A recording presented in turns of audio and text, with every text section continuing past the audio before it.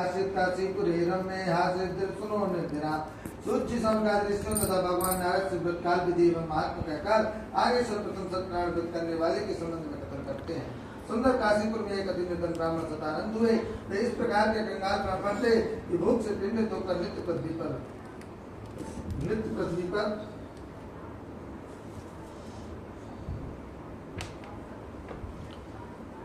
कंगाल ब्राह्मण थे कि भूख से पीड़ित होकर नित्य पृथ्वी पर भिक्षा के लिए भ्रमण करते थे।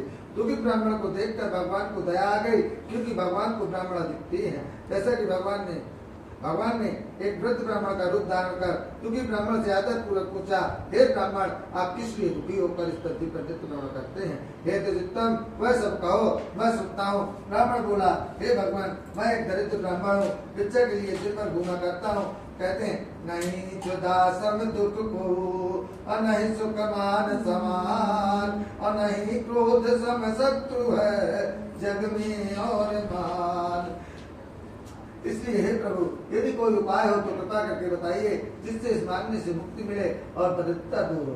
ब्राह्मण के प्रश्न का उत्तर देते हुए ब्राह्मण अर्थात भगवान बोले, हे ब्राह्मण देवता, आप सत्यनारायण का पूजन तथा व्रत कीजिए, वही वांछित फल देने वाले हैं। अतः हे ब्राह्मण, आप मेरी बात मानकर यह व्रत धारण करें। जो मनुष्य व्रत को करता है वह दुख से छूटकर मुक्ति को प्राप्त करता है। वृद्ध ब्राह्मण रूपी भगवान अंत में व्रत का विधान बताकर अतः ध्यान हो गए। ब्राह्मण देवता ने अपने मन में सोचने लगे कि वृद्ध ब्राह्मण ने तो बहुत विधि बताया है, वह मैं किस प्रकार कर सकूंगा, क्योंकि दिन भर भिक्षा मांगने पर भी कुटुंब का पेट नहीं भरता। इस चिंता में निरंतर रात भर ब्राह्मण को नींद नहीं गए। प्रातः काल उठकर शौच आदि क्रिया से निवृत्त होकर उसने मन में यह संकल्प किया कि आज के दिन जो कुछ भी भिक्षा मिलेगी उसी से मैं सत्यनारायण का पूजन करूंगा। यह संकल्प मन में करके ब्राह्मण भिक्षा के लिए घर से बाहर निकला।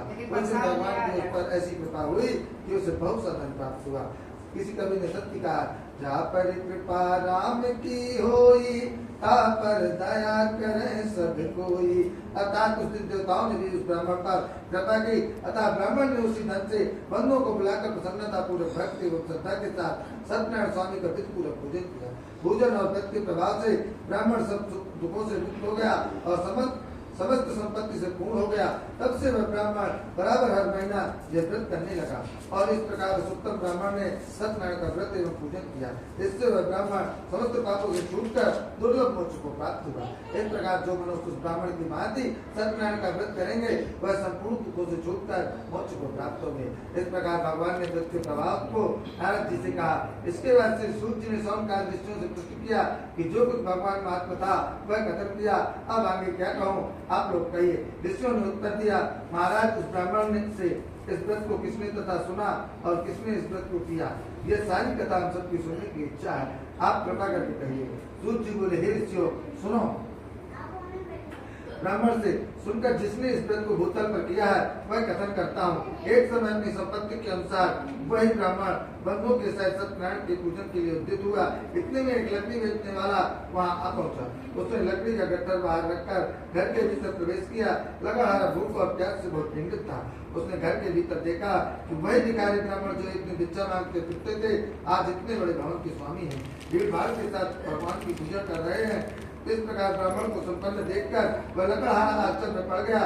कुछ देर के बाद उसने हाथ जोड़कर ब्राह्मण से पूछा कि आप किसका पूजन कर रहे हैं, इस पूजन का क्या फल है, कृपा करके विस्तार पूजन करिए। ब्राह्मण ने लकड़हारे से कहा, ये सत्यनारायण का व्रत पूजन कर रहा हूँ। ये प्रभु इस प्रकार दीन दयाल है कि वांछित फल प्रदान करते हैं। ये मेरा जो तुम धन दान देख रहे हो ये सत्यनारायण की ही कृपा का प्रसाद है।